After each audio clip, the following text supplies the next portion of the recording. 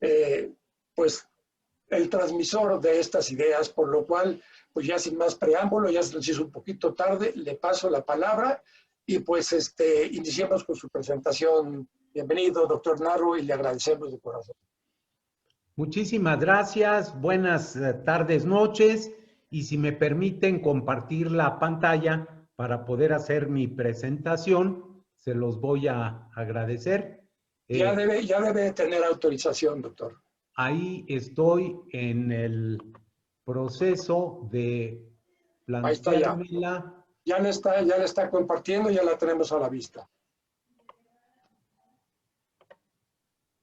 Creo que ahí ya vamos a poder verlo. Y entonces permítanme, bien.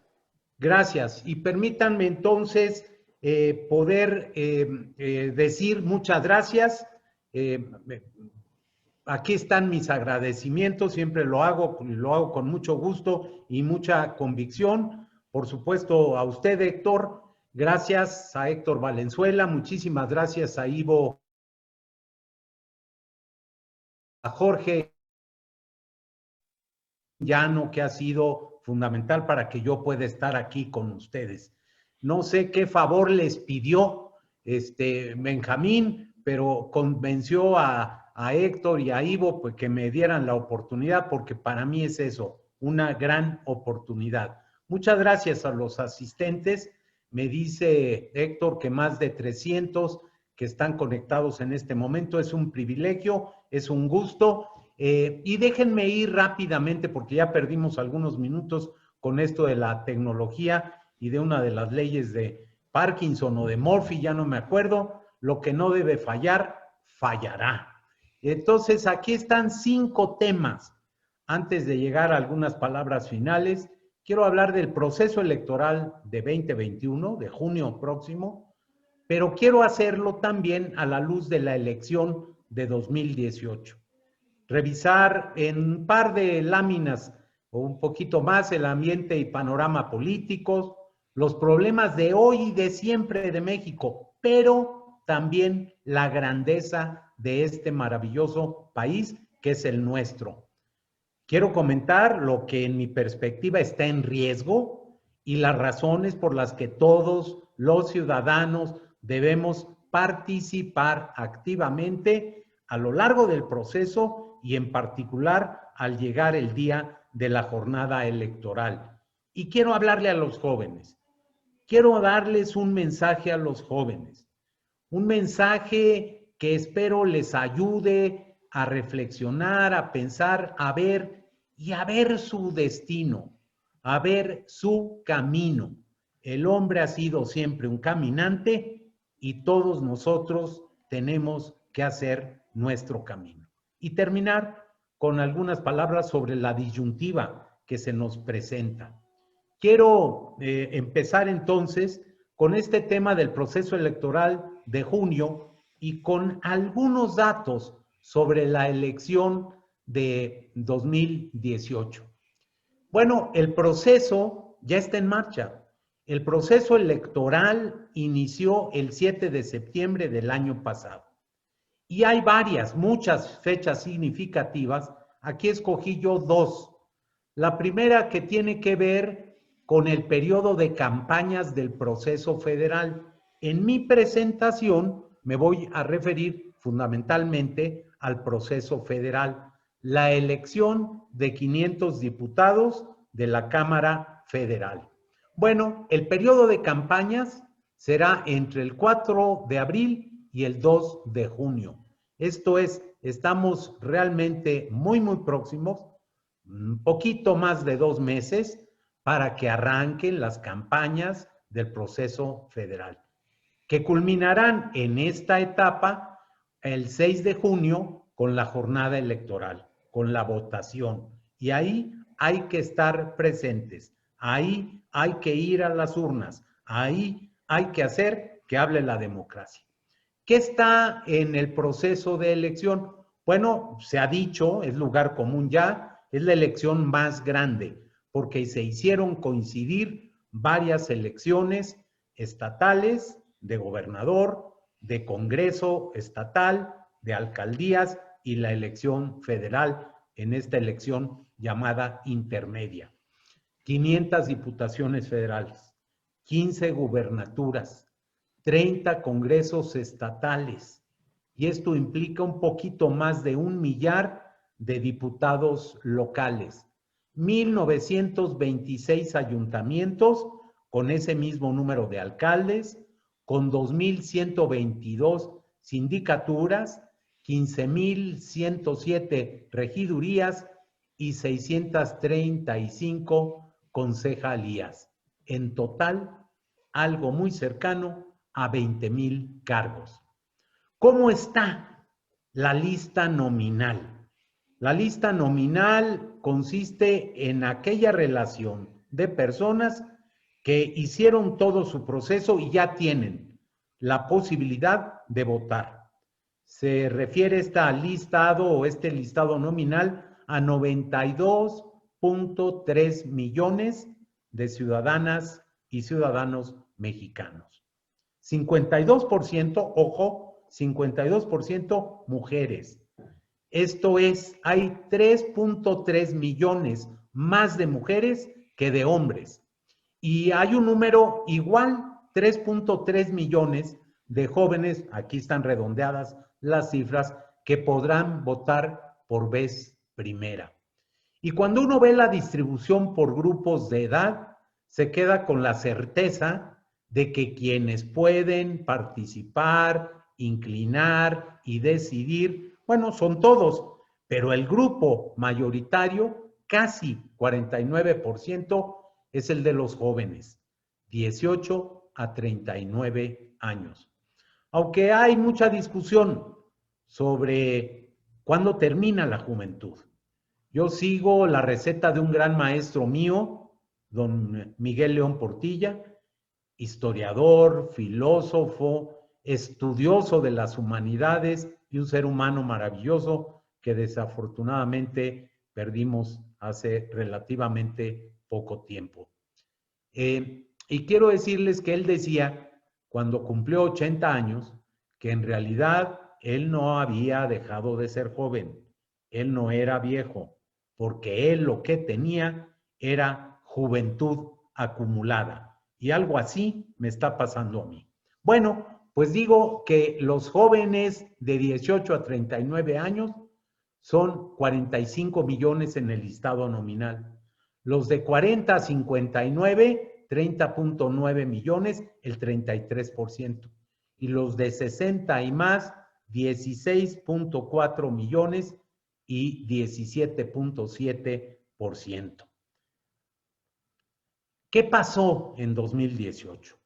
Bueno, la lista nominal tuvo un poco más de 89 millones y en materia de votación para diputados federales, acudieron a las urnas a depositar su voto 55,947,000 personas, ciudadanos, votantes, 62.8% de la lista nominal. La votación a favor del partido Morena y de sus aliados de entonces alcanzó poco más de 24.3 millones, esto es el 43.5% de la votación.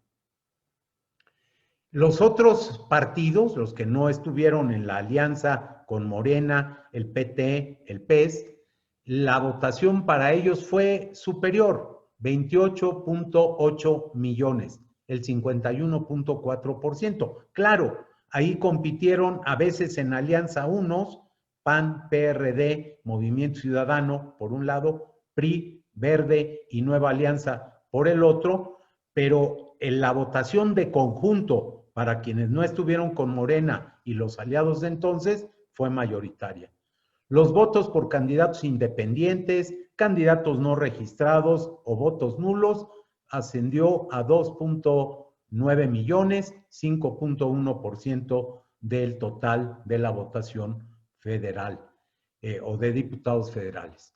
Con esa votación, Morena y sus aliados fueron capaces de ganar 218 distritos electorales y los otros partidos solamente 82.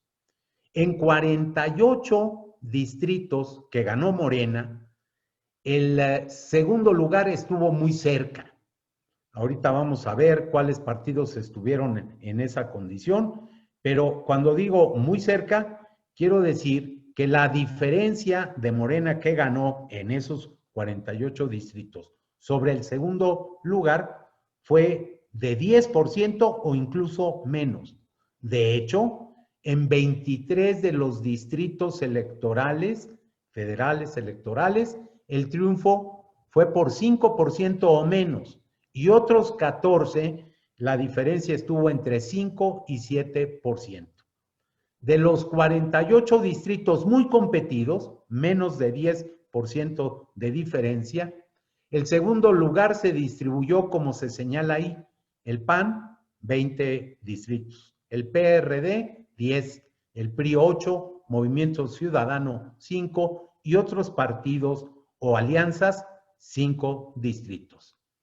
Morena y sus aliados en la actualidad en la Cámara de Diputados tienen mayoría calificada. Se necesitan tener 335 votos para estar en esa condición. Ellos cuentan en el origen con 320 diputados, y a esos 320 se sumaron en una alianza 13 del Partido Verde Ecologista de México y 5 del PRD. ¿Por qué es importante este dato de la mayoría calificada? Bueno, es relevante porque la mayoría calificada se requiere para designaciones varias, por ejemplo, las de consejeros del INE, del Instituto Nacional Electoral, entre otros, y por supuesto, para procesar reformas a la Constitución. Paso ahora a comentar con ustedes el ambiente y el panorama políticos en nuestro país. Casi habría que empezar con un refrán, y escogí este: éramos muchos y parió la abuela. Y lo digo porque a las dificultades que hemos tenido en el país de siempre se han sumado nuevos problemas. De hecho, la pandemia que nos afecta, y daré algunos datos, ha complicado lo que ya de suyo estaba muy enmarañado. La afectación, las repercusiones de la COVID-19 han alcanzado, por supuesto, la salud y la vida de muchas y muchos mexicanos, pero también se ha afectado la economía, se ha afectado lo social, y ahí está el caso, por ejemplo, de la educación. Se han tenido que suspender las clases presenciales y se ha tenido que acudir a mecanismos de educación a distancia o en línea. Y esto no es exactamente lo mismo. Es muy útil, lo estamos viendo en este momento, pero no es lo que requieren, por ejemplo, los niños, que necesitan, como parte de su educación y formación, socializar. Y se ha afectado también lo político, y no hay ninguna duda, nada más hay que ver lo que se dice todos los días en las redes, en los diarios nacionales, en los medios de comunicación. Yo lo he señalado muchas veces y lo voy a seguir diciendo porque es verdad. Yo tengo información, todos la tenemos, yo uso la información oficial, y eso muestra que no se ha manejado debidamente la epidemia. Se ha mostrado incapacidad en el manejo de la epidemia. Es un problema del mundo y los datos son aterradores. 100 millones de contagios, más de 2 millones de defunciones, y en nuestro país 150,000 defunciones y millones, y no sabemos cuántos millones. Oficialmente 1,800,000, redondeo la cifra, pero con los propios estimadores de la Secretaría de Salud, del subsecretario López-Gatell, uno podría decir que hay que multiplicar esos ya casi 2 millones por 8, y entonces estaríamos hablando de más de 15 millones. O a lo mejor por 30, nos dijo en una ocasión, y estaríamos pensando en 40 o 50 millones de personas contagiadas. ¿Dónde está la realidad? No lo sabemos. Existe, por otra parte, también un desgaste de la actividad, de la acción política, hay desconfianza, hay poca credibilidad de parte de los políticos, de los partidos, y la gente tiene sus reservas. Y la perspectiva económica, aunque parece ser mejor para este año, pero todavía no es tan estimulante como nosotros quisiéramos. De hecho, si se cumplen los pronósticos de tener un crecimiento cercano al 4%, no habremos regresado todavía a los niveles que teníamos en 2018-2019. Paso a revisar algunos de los problemas de hoy y de siempre. Varios de estos han acompañado al desarrollo de México a lo largo de su historia. Pero también quiero platicar con ustedes de la grandeza de este país. Creo que uno tiene la obligación de tratar de ser objetivo, de reconocer los problemas. No vamos a resolver un problema si no reconocemos que existe. Para un estudiante de medicina como fui yo, y en mi primera clase me lo dijeron, si ustedes quieren resolver un problema de un paciente, lo primero que tienen que tener es un buen diagnóstico. Y un buen diagnóstico consiste en reconocer las fortalezas, pero también las debilidades, los puntos favorables, pero también los negativos, cuidar los positivos y atender los negativos. México también tiene una grandeza extraordinaria, muy particular, que comparativamente con muchos otros países nos va muy, muy bien. No hay muchos que tengan la historia, la cultura, el desarrollo que tenemos nosotros en nuestro país. Algunos problemas de siempre. La pobreza y la desigualdad. Esos no son inventos modernos. Esos no son producto del neoliberalismo. Esos no fueron consecuencia de los gobiernos del PRI, del PAN, no. Si ustedes revisan las crónicas de la colonia, si ustedes revisan las crónicas del virreinato, pero incluso un poco antes del movimiento de independencia, ahí están en los sentimientos de la nación o previamente en la crónica de Humboldt, en el ensayo político sobre el reino de la Nueva España, esta cruel desigualdad y esta terrible pobreza definida y retratada en su ensayo. Bajos niveles de educación.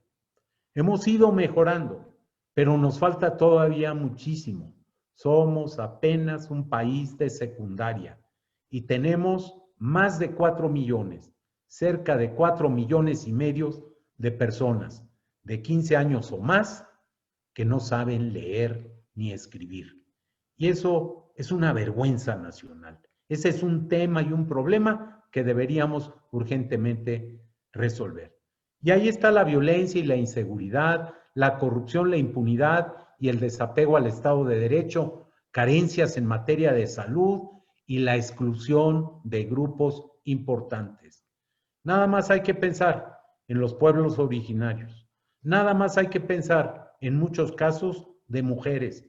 Nada más hay que pensar y revisar la situación de la niñez mexicana para darnos cuenta que los excluimos de muchos de los grandes desarrollos a grandes grupos. Y ni qué hablar de los grupos diferentes, de los que son distintos por sus preferencias, a veces religiosas, a veces de materia sexual, a veces por sus preferencias políticas, en fin, hay exclusión de manera importante.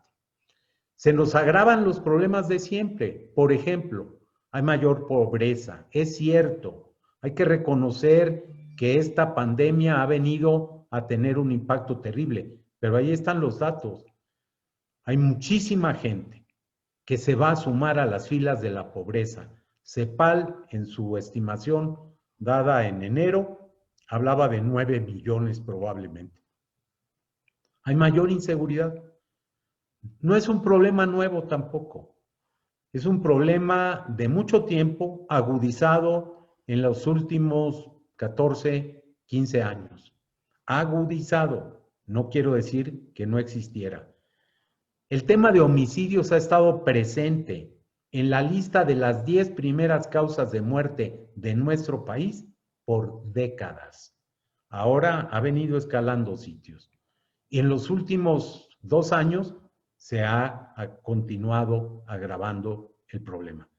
Si uno revisa la publicación del 6 de septiembre del año pasado del periódico Reforma, uno puede encontrar ahí que en los primeros 21 meses de gobierno actual se registraron 48,909 homicidios dolosos y que los primeros 21 meses de los gobiernos de Felipe Calderón y de Peña Nieto sumaron un poco menos de esa cantidad, 47,515. La corrupción, un problema de siempre también, un problema que tiene que dolernos y en el que todos debemos de decir, ya no, pero ahí sigue presente. Los datos del INEGI al comparar con su encuesta lo que sucedió en 2019 con 2017, un incremento. Y cuando uno revisa los procesos de licitación pública, pues se han disminuido en estos 2 años de gobierno. Otros problemas muy serios que a mí me preocupan mucho, por supuesto, por mi profesión, por lo que yo hago, o he hecho en buena parte de mi vida profesional. Salud y educación son mis campos, pero en salud en estos 2 últimos años se han agudizado muchos de los problemas. Algunos de ellos ya los teníamos. Siempre ha habido, desafortunadamente, una insuficiencia presupuestal para el sector de la salud. Pero ahora no se ha resuelto eso y se han agravado algunos problemas.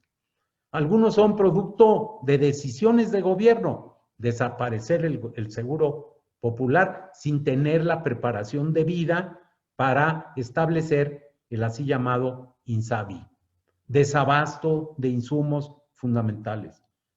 Lo hemos visto con pacientes con cáncer, con niños que están afectados por una neoplasia. Y eso no pasaba. Lo vimos con pacientes con VIH-Sida y lo hemos visto con otros grupos. Se han disminuido las posibilidades de la vacunación. Es cierto, ha habido dificultades internacionales, pero están agudizadas también por problemas de organización. Y después, en esta epidemia, con esta nueva enfermedad terrible, la COVID, pues resulta que somos el primer lugar en muertes de trabajadores de la salud en el mundo. Que ocupamos el segundo lugar cuando hablamos de la letalidad. ¿Qué porcentaje de personas que tienen la infección, el contagio, mueren? Cuarto lugar en el número de defunciones, y si seguimos en estos días como vamos, pronto superaremos nuevamente a la India y pasaremos al tercer lugar.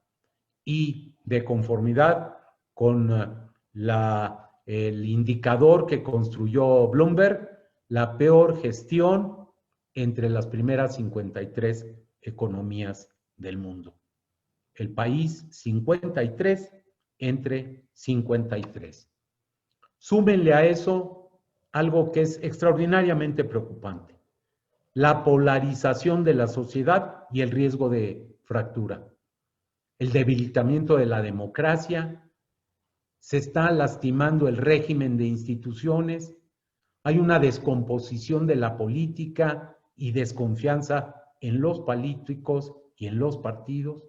Hay riesgos serios de regresión a momentos que en la parte democrática ya habíamos superado, y de pronto parece haber algo que el doctor Julio Frenk mencionaba hace poco como una anestesia colectiva y miedo en muchos grupos y sectores. Sin embargo, y no puede uno negarlo, México es grande. México es grande y tiene grandeza. Es grande en razón de que tiene una demografía mayúscula, Ayer nos enteramos de las cifras del censo de 2020 y resulta que tenemos una extraordinaria población, 126 millones. Estamos cerca de Japón. Seguramente en 1 o 2 años podremos haberlo superado y seremos la 10ª demografía del mundo. Contamos con una extensión geográfica fantástica. México es muy grande, 2 millones de kilómetros cuadrados de territorio. Resulta que tiene además una ubicación que es envidiable. Tenemos, como se dice cuando uno escoge un lugar en un hotel, tenemos vista al mar. En este caso, vista a los océanos, pero a 2 océanos, al Pacífico y a través del Golfo de México al Atlántico, y varios mares más, varios mares que rodean a nuestro país, una economía robusta, una de las 15 primeras economías del mundo. Tenemos una gran biodiversidad y un capital natural que ha descrito el doctor José Sarucán como extraordinario. Nos ubica en los primeros 10 países del mundo. Tenemos turismo, exportamos alimentos, ya no nada más petróleo, tenemos costas, y en todas estas materias somos uno de los primeros 15 países en el mundo. Entonces, realmente México es un país grande y tiene grandeza.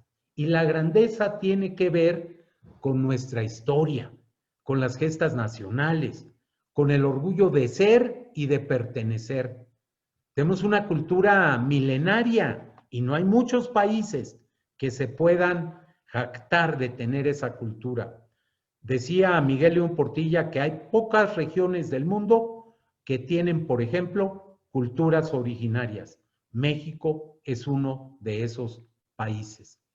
Tenemos literatura, música, artes plásticas, poesía, filosofía, humanidades, ciencias. A veces parece que en ciencias no. Bueno, tenemos astrónomos extraordinarios de hoy, pero tenemos una trayectoria como observadores de los cielos que de verdad son siglos de observación de mexicanos originarios de nuestro país. Y de igual manera, la medicina, la ecología, la química y muchos otros espacios de las ciencias naturales y de las ciencias físico-matemáticas brillan en parte gracias a los mexicanos. Cultura popular, gastronomía, celebraciones, ceremonias. Somos un país de instituciones y por eso tenemos que cuidarlas. Fíjense ustedes, en 2024, dentro de un poco más de 3 años, van a cumplirse 500 años del primer hospital que existió en América continental, el Hospital de Jesús. Uno puede ir a ver lo que hay del antiguo Hospital de Jesús en la calle, en la avenida 20 de noviembre, en el centro de nuestro país, de nuestra capital. Tenemos instituciones extraordinarias de orden financiero, Nacional Monte de Piedad. Tenemos otros hospitales fantásticos. Tenemos un Banco de México que ha ayudado a establecer bien los fundamentos de la economía nacional, que también se acerca ya ya sobrepasó los 90 años de existencia. Tenemos identidad, símbolos y personajes de talla universal. Déjenme compartir con ustedes, por ejemplo, 4 pensamientos. Uno tomado de los memoriales de Culhuacán, que está inscrito en el Museo de Antropología, que dice: en tanto que permanezca el mundo, no acabará la fama y la gloria de México Tenochtitlan. O esta selección de versos de Suave Patria de Ramón López Velarde. Diré con una épica sordina, la patria es impecable y diamantina. El niño Dios te escrituró un establo y los veneros de petróleo el diablo. Tu barro suena a plata y en tu puño su sonora miseria es alcancía. Suave patria, te amo no cual mito, sino por tu verdad de pan bendito. Gran poeta y gran poema. O esto de Griselda Álvarez, mujer maravillosa, la primera gobernadora que tuvo México. Madre casualidad, te doy las gracias por haber nacido aquí, en esta tierra que sabe resurgir de las desgracias, que ama la paz encima de la guerra, que es mucha patria al descubrir falacias y a una nueva esperanza nos aferra.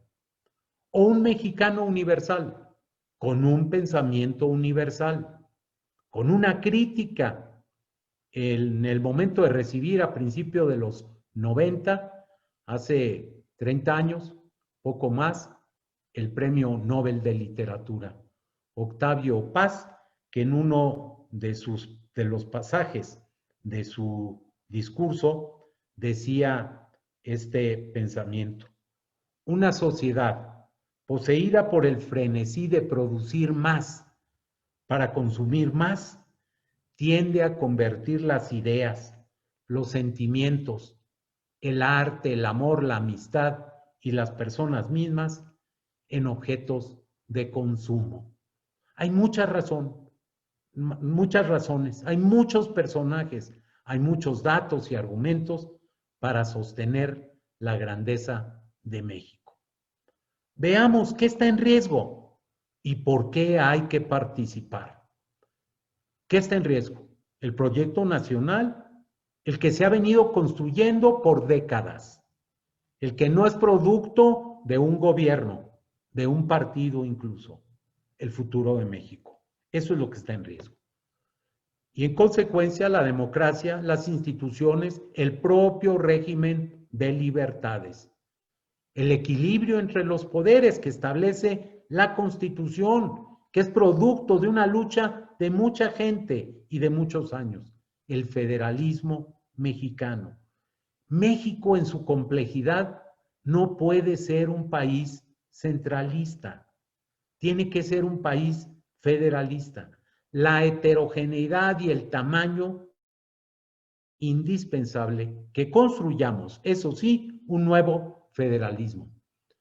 ¿Qué razones encuentro yo para participar? Bueno, son muchas. Aquí las condenso en 4. Como ciudadanos, tenemos obligaciones con el país y una de ellas es votar. Y por supuesto debemos hacerlo para evitar regresiones autoritarias, para recuperar el camino extraviado y para poder hacer más fuerte a nuestra democracia. Hagamos esto, evitemos esto con la democracia, en democracia. Solo con la participación de la ciudadanía podrán cambiar las cosas y tenemos que promover la unidad que requiere la República. Hay que entender que divididos nos va muy mal. La historia del siglo XIX y parte del XX está llena de ejemplos y a todos los mexicanos mal cuando hemos estado enfrentados. Nadie gana. Tenemos que estar articulados y tenemos que ayudar a recuperar la dignidad de la política. Alguien dijo que la democracia es probablemente un sistema imperfecto, pero es el sistema que supera a todos los demás. No ha encontrado el ser humano una forma mejor para darse gobierno, para darle seguridad a los ciudadanos. Déjenme hablarle a los jóvenes. Y una disculpa, esta ilustración tiene un sesgo. Ustedes seguramente ya lo identificaron. Hay más mujeres que varones, pero no nada más. Una de ellas es Puma, Puma como llevo. Por eso escogí esa fotografía. Mi mensaje para ustedes, jóvenes. El ser humano en su historia ha sido un migrante, un explorador, un caminante. Estas son características del ser humano. Y deben ustedes saber, lo pueden leer, lo pueden encontrar en los libros. Siempre han habido problemas, siempre hemos tenido dificultades, incluso a veces se han configurado como crisis, pero también hemos encontrado que se pueden resolver con trabajo, con unidad. Son indispensables estos dos elementos y la participación está ahí también involucrada. Yo les digo a los jóvenes, es el tiempo de ustedes. Ustedes deben definir su camino y el camino del país. Y para ello yo los invito, como lo hacía John Lennon, a imaginar, a soñar, a imaginar un destino mejor, ya que perfilen su camino, a que definan la ruta y como en cualquier viaje, a que empaquen, a que hagan una maleta y empaquen lo necesario para ese viaje, para ese derrotero. Y lo que tienen que poner en su petaca es acompañarse de valores cívicos fundamentales. Tienen que meter en ese portafolios, en esa mochila, en esa maleta, varios, muchos, todos los que puedan. Honestidad, solidaridad, perseverancia, trabajo en equipo, arrojo, humildad, consistencia, responsabilidad. Y deben saber, jóvenes, que para este viaje y en este viaje que es la vida, es indispensable que ustedes sean auténticos, que digan lo que piensan, pero que hagan lo que dicen, que participen activamente en todo lo que les corresponde, porque esto va a hacer posible que ustedes tomen las decisiones y que no les dejen sus decisiones, su camino, su futuro a otros. Que trabajen duro, pero que disfruten la vida. Leí hace poco, volví a leer un pequeño libro de una gran autora, lo tengo aquí conmigo. Aquí está, no lo van a poder ver seguramente bien, pero se llama Vivir bien la vida. J.K. Rowling. Les recordará a ustedes muchos pasajes importantes de su juventud, de su niñez o de la de sus hijos.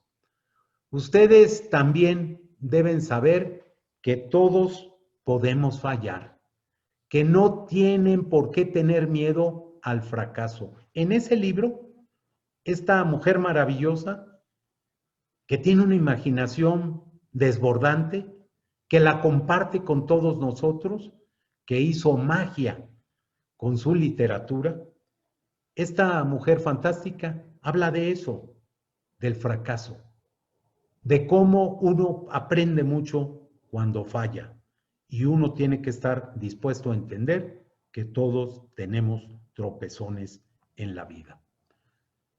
Quiero decirles que la brújula que debe guiar su viaje tiene que ser la ética, el comportamiento, y que la inspiración han de encontrarla ustedes en la búsqueda de la felicidad, que va, por supuesto, mucho más allá del mero éxito profesional y, por supuesto, de la acumulación de bienes materiales.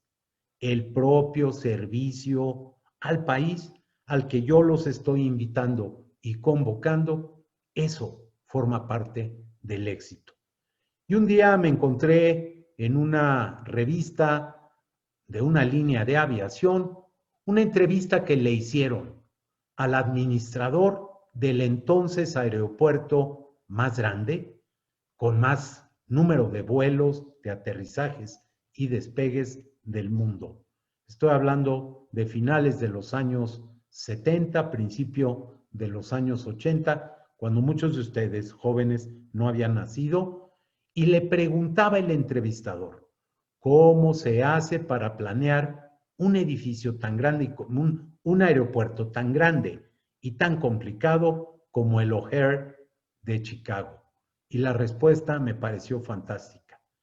Dijo el administrador de ese aeropuerto: fácil, hay que pensar en grande y multiplicarlo por 2. Háganlo. Los invito a que piensen en grande y lo multipliquen por 2. Participen, atrévanse. Cuentan con un gran país. Quien les diga otra cosa está equivocado. Quien les pinte todo de rosa, también.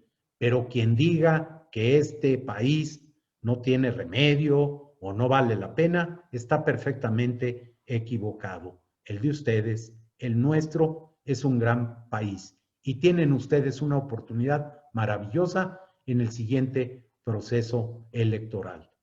Termino diciéndoles, hay disyuntivas, hay alternativa y la pregunta base es, ¿seremos capaces?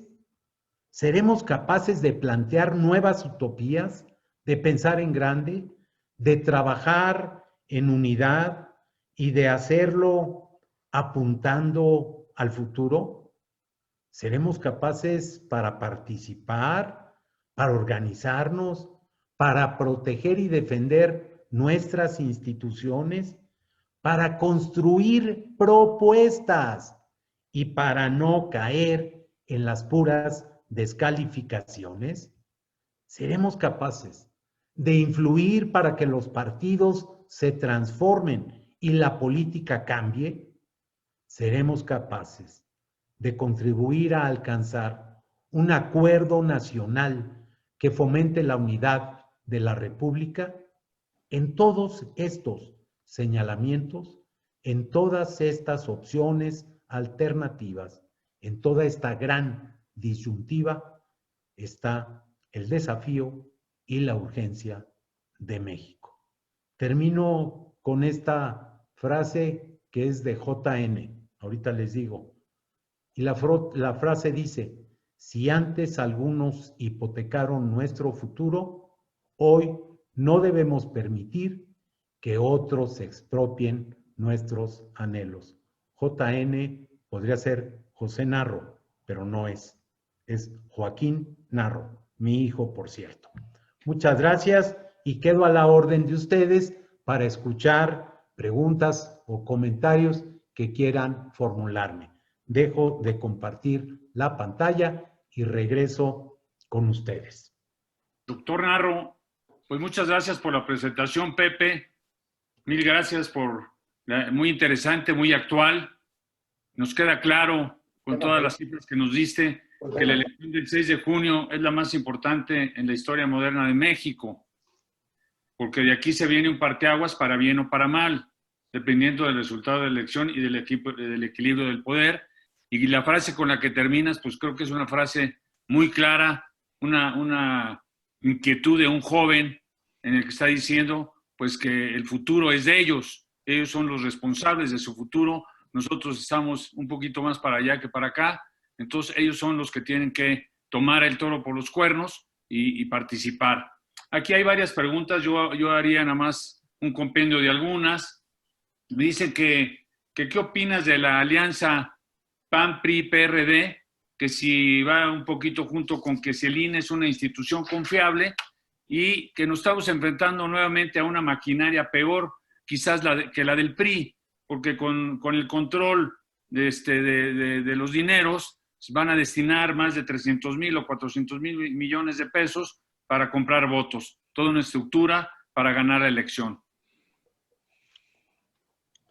Muy bien, Ivo, si me lo permites, nada más para ubicarnos, tú estarás más allá que más acá. Yo estoy más cerca de los jóvenes, yo ya te dije. Eso. Yo sigo el precepto de Miguel León Portilla. Claro, tengo tal cantidad de juventud acumulada que ni yo mismo me la creo. Pero a ver, déjenme rápido para dar oportunidad a que vengan más preguntas. El tema de la alianza.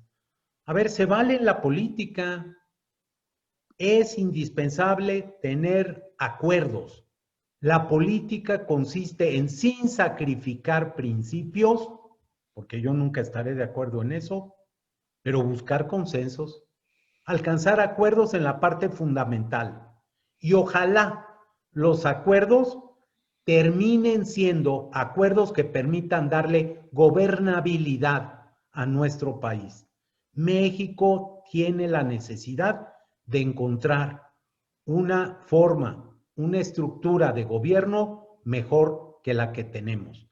Di los datos de los diputados, del número de votos que se obtuvieron, y ustedes pueden ver ahí cómo con 43% de las votaciones contra 51% se tiene una mayoría, digamos, calificada. Entonces, no, hay que hacer alianzas, sí, sin duda, sin sacrificar principios. ¿El INE es confiable? Bueno, por favor, absolutamente. A ver, nos ha costado mucho trabajo. Son décadas de lucha para llegar a en aquel tiempo, IFE ciudadanizado. Y de ahí a un Instituto Nacional Electoral, el que hoy tenemos, que tiene autonomía, que debe tenerla, que no puede ni debe someterse a ninguno de los poderes, que tiene que tener esa capacidad, esa libertad para organizar las elecciones y para darnos la posibilidad de tener resultados que sean confiables. Las maquinarias. Sí, es muy, muy lamentable que se pueda llegar a esa situación. Yo confío en que los candados que se tengan permitan ponerle un alto a eso. México necesita madurar todavía más. Son décadas de avance lento como para tener regresiones rápidas a situaciones que son absolutamente indeseables. ¿Alguna pregunta más? Tato, Jorge. Sí, ¿me escuchan? Escuchamos, Jorge, viene. Por lo pronto, muchísimas felicitaciones de mucha gente, José. Gran ponencia nuevamente. Resumo en 2 preguntas lo que he podido sintetizar. En general, la principal preocupación es que gane Morena la mayoría absoluta. ¿Qué podemos perder o qué está en juego como mexicanos, como sociedad? Y si hay la posibilidad de ganar y balancear los poderes, ¿cuál sería? ¿Cómo? ¿Qué podemos hacer? Pues miren, déjenme decirles, yo creo en la democracia y creo que estamos precisamente ya muy próximamente para entrar en la etapa en la que deben plantearse las críticas, pero también las propuestas. Soy de los que piensan que a México le urge ver para adelante, manejar para adelante el vehículo, no ir manejando por el retrovisor. Los problemas están en el pasado, efectivamente, pero a veces es el pasado reciente. A veces es el problema originado ayer auténticamente, y otros son de siglos, pero los problemas están ahí. Las soluciones están hacia adelante, hacia el futuro, y lo que se requiere son propuestas. A México le urgen propuestas.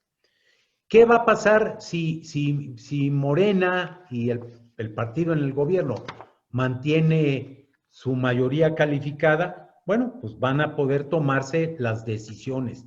Y si la decisión del voto es esa, bueno, pues yo soy de los que están acostumbrados a que en un proceso donde algunos, varios, tienen la posibilidad de decidir, pues ahí se gana y se pierde. En un debate, un argumento muy bueno, si no es planteado con contundencia, puede sucumbir frente a uno desinformado y no tan veraz, no tan bueno, no tan documentado. ¿Qué se necesita hacer? Participar. La invitación es a que se organicen. La invitación es a que se interesen, a que se involucren y, por supuesto, a que sigan el proceso electoral y el 6 de junio se presenten a las urnas. Yo creo en la democracia. Los cambios de partidos que hemos tenido en este siglo, nada más, en 2000, en 2006, en 12 y en 18, en 4 elecciones, 3 partidos diferentes. ¿Y por qué? Por la democracia. Hagamos el cambio en democracia. México lo necesita. Yo confío en que esto se pueda dar. Doctor Narro, tengo por aquí una pregunta. Me dice, ¿cómo podríamos los jóvenes incidir en el resultado del próximo 6 de junio a través de nuestra manifestación en las redes sociales? Sí, pues hoy las redes sociales son un mecanismo realmente muy potente y a mí me preocupa que a veces lo que hay en las redes es descalificación. Pero ojo, también hay datos, también hay argumentos, también hay la defensa de principios con mucha claridad y contundencia. También hay formas y mecanismos para convencer a los demás. Yo creo en eso. Yo creo que se puede con la discusión, con el debate y con la comunicación horizontal. Necesitamos que se den movimientos horizontales, no verticales. Necesitamos que lo que pensamos lo compartamos con quienes están cerca de nosotros. Hablar en la familia, hablar con los amigos, hablar con los compañeros, a veces en la escuela, si estamos en esa edad, a veces en el trabajo, hacer de nuestra convicción la convicción para los demás. Ojalá, y así lo hiciéramos, ojalá tengamos la capacidad de buscar formas de organización. Hay mecanismos, hay estructuras, hay varias formas, hay varios procesos que se han venido dando. Búsquenlos y encuentren el que se acomoda con más claridad a la forma en la que ustedes se comportan, a la manera de pensar y a sus propias convicciones. Y si no la encuentran, empiecen una. Hagan una estructura desde la ciudadanía. Tengo una pregunta, igual me estoy brincando, Ivo. ¿Puede el gobierno federal cancelar las elecciones con el argumento de controlar la pandemia? Lo tendría que hacer el Instituto Nacional Electoral, no es una decisión gubernamental, tendría que hacerlo y tendría que hacerse por una causa por una causa muy grave. De hecho, ustedes recuerdan que la elección del año pasado, en 2020, programada para efectuarse en 2 estados del país, Coahuila e Hidalgo, tuvo que desplazarse del mes de junio, si no me equivoco y recuerdo mal, al mes de octubre. Entonces, sí hay razones que pueden mover la elección. Yo creo que vamos a encontrar la manera. Cuando se tomó esa decisión, debe haber sido por ahí del mes de abril, mayo, debe haber sido en abril. Y en abril lo que sabíamos del virus era muy limitado. Lo que sabíamos de sus mecanismos de transmisión, de las formas para evitarlo, era o estaba todavía en discusión. Hoy sabemos más. Hoy deberíamos tener una estrategia diferente a la que se está siguiendo. Yo confío espero que efectivamente la vacunación pueda ayudar a esto y yo confío en que la conducta de las personas, de los ciudadanos, nos haga que pronto, y una mejor conducción, por supuesto, desde el gobierno federal, nos permita tener mejores condiciones para así llegar a la elección del 6 de junio. Oye, Pepe, siguen llegando los elogios y las felicitaciones. Eres una gran persona, un gran ejemplo a seguir. Y hay muchos que preguntan que si estás dispuesto a asumir alguna candidatura de la alianza opositora Sí por México. Esa es una de las preguntas. Y la siguiente sería que ¿cuál es el papel político de las Fuerzas Armadas? Empiezo por la sencilla, que es esta última. A ver, déjenme decirles, no, las fuerzas políticas, perdón, las Fuerzas Armadas de México, afortunadamente, tienen muy claro que no deben tener como institución, como conjunto, una participación política, que su tarea está definida de otra manera. Y déjenme decirles, lo digo desde el corazón, porque he tenido muchas oportunidades como servidor público, como rector de la universidad, para ver el papel de las Fuerzas Armadas de México. Para mí es un motivo, una razón de orgullo, pero tienen una tarea muy clara y muy concreta. Y la parte de la política no se le suprime a los miembros de las Fuerzas Armadas, pero no son de la institución. Ahí no hay ninguna duda. Y así debemos seguir. Y respecto de la primera, pues si ustedes saben algo, díganmelo, porque yo no conozco ninguna propuesta ni invitación. Entonces, cuando uno no tiene invitación para ir a una fiesta, pues ¿para qué se viste para la fiesta? Yo estoy con una convicción de que son muchos, de verdad lo digo, los lugares, los espacios para ayudarle a este país. Tengo un gran compromiso con México. Lo he tenido a lo largo de toda mi vida.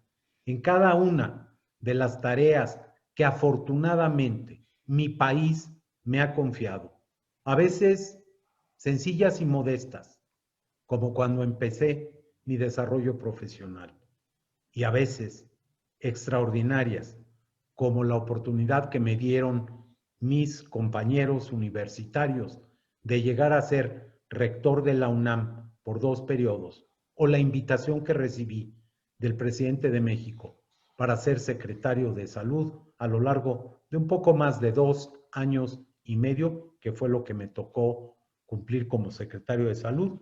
Son experiencias maravillosas, pero hay muchos lugares. A México se le sirve desde el sector público, pero no solamente. A México se le sirve en el sector privado, en el sector social, desde la academia, desde las aulas, desde las profesiones o el ejercicio libre de las profesiones. A México se le puede servir en muchas de las áreas, desde el pensamiento y desde la acción, en la política y en la filosofía.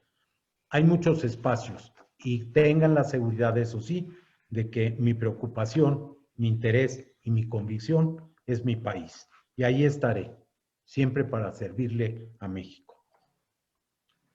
Por aquí otra pregunta, doctor. Dice, dado que los logros de Sí por México han sido importantes en el posicionamiento ya en el ambiente y el haber logrado que los partidos hayan logrado esta unión y vayan ahora sí en esta coalición que se llama Va por México, ¿qué posibilidades le ve, doctor, a que realmente se logre recuperar la mayoría en la Cámara de Diputados? A ver, los partidos están haciendo su parte, hay que reconocerlo. Las organizaciones sociales también. El esfuerzo hecho por Sí por México es digno de reconocimiento, no hay ninguna duda. Hay un gran esfuerzo, tarea y trabajo para conjuntar a los partidos, para convocarlos. Y hay una gran decisión en los partidos para responder afirmativamente al desafío. Hay que reconocerlo. Están haciendo su tarea.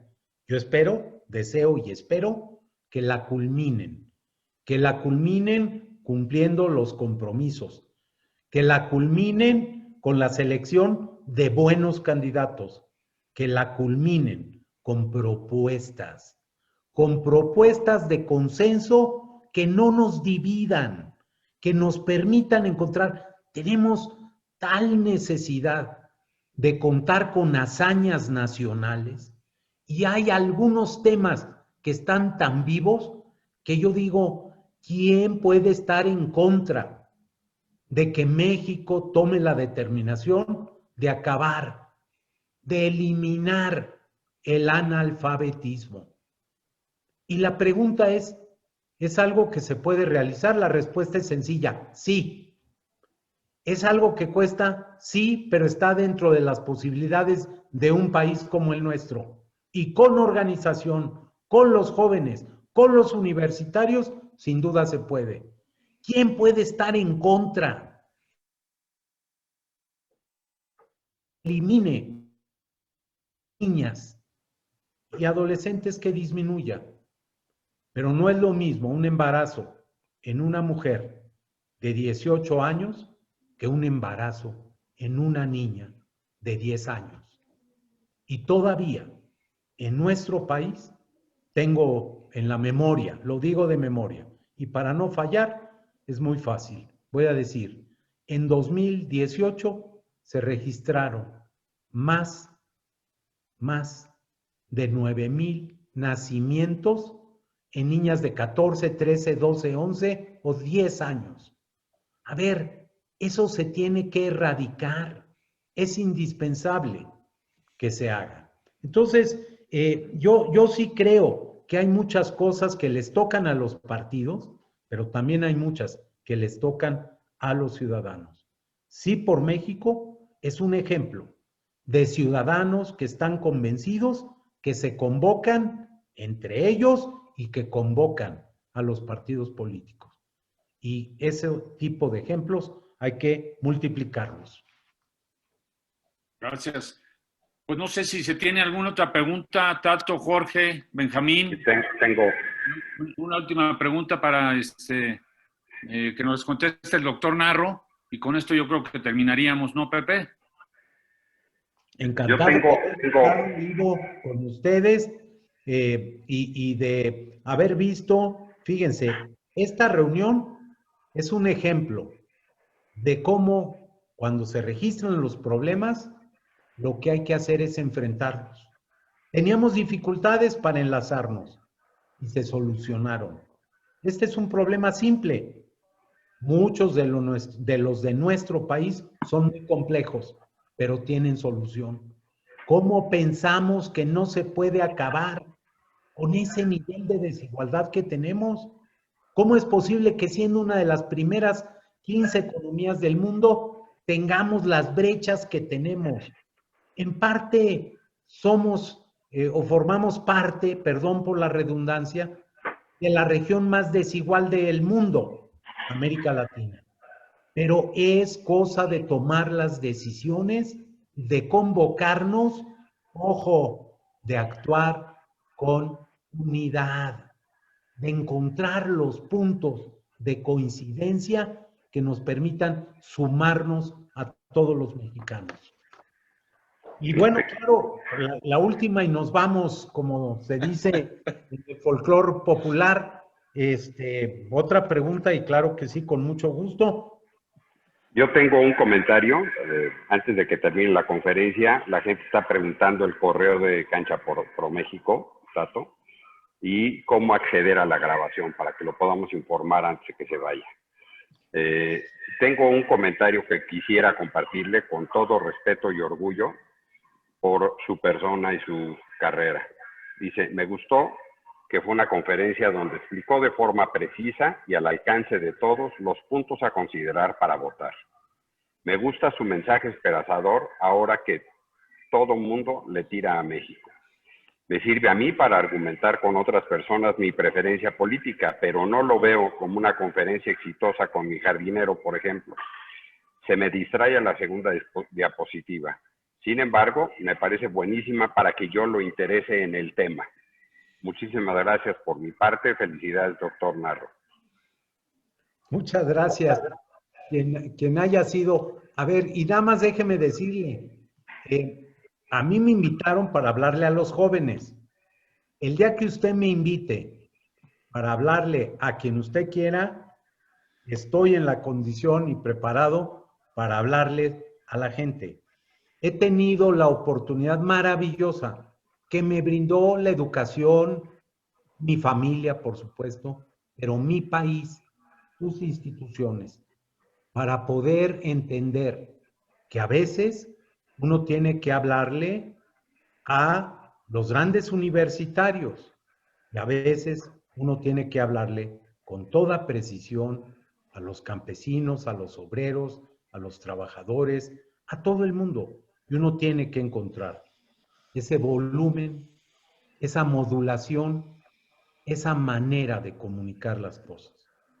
Y yo le digo, pues, invíteme a hablar con su jardinero y a lo mejor entre los dos le podemos transmitir buenos mensajes. O a lo mejor él es el que nos transmite también buenos mensajes. Yo aprendo de toda la gente todo el tiempo. Pepe, pues muchísimas gracias por tu presentación. Creo que todo el mundo quedó muy contento. Inclusive mucha gente está pidiendo la liga. Ya se las enviaremos a todo el mundo la liga para que vean la grabación y la pasen a las personas que consideren. Agradeciéndole a Benjamín también de Grupo F, el que nos haya hecho favor de conectarte. Y bueno, pues la gente pide más pláticas. El cupo fue de 505 personas. Supuestamente había un cupo para más. Parece ser que varios se quedaron afuera. Y bueno, pues habría que volver a hacer a lo mejor otra conferencia con mucho más gente, que sobrepasemos los 1000, porque también es una preocupación del público. Decir, bueno, aquí ya vemos 500 personas, pero tenemos que convencer a millones. Entonces necesitamos todos, lo que tú dijiste hace rato, hay que participar, participar y participar. No, las cosas no se van a dar solitas, sino a través de la acción de cada uno de nosotros. Entonces, bueno, pues vamos a trabajar en esa línea. No sé si quieres decir algo, Tato, pero bueno, te agradecemos de corazón, Pepe, que hayas estado con nosotros, tus conceptos, tus palabras, y aprendemos siempre mucho de ti. Nos estaremos viendo seguramente en un futuro cercano. Muchas gracias, de verdad, Ivo. Muchas gracias a Héctor, a Jorge, a Benjamín y por supuesto a estas 500 personas que tuvieron la paciencia para estar aquí. Para mí es un honor el que me hayan invitado y si me quieren volver a invitar, piénsenlo porque les voy a decir que sí de inmediato. Muchas gracias. Cuenta con ello, Pepe. Te vamos a seguir invitando, por supuesto. Gracias. Sí, tuvimos esta limitación hoy para 500 personas, pero bueno, es un primer paso. Realmente sí quisiera yo dejarles la liga. Este grupo que hemos conformado, que se llama Cancha Pro México, nació precisamente porque queremos transmitir el espíritu de que la acción cívico-política es cancha de todos los ciudadanos, que la política es algo demasiado importante para dejarlo solo para aquellos que andan detrás de un hueso o que quieren hacer una carrera política.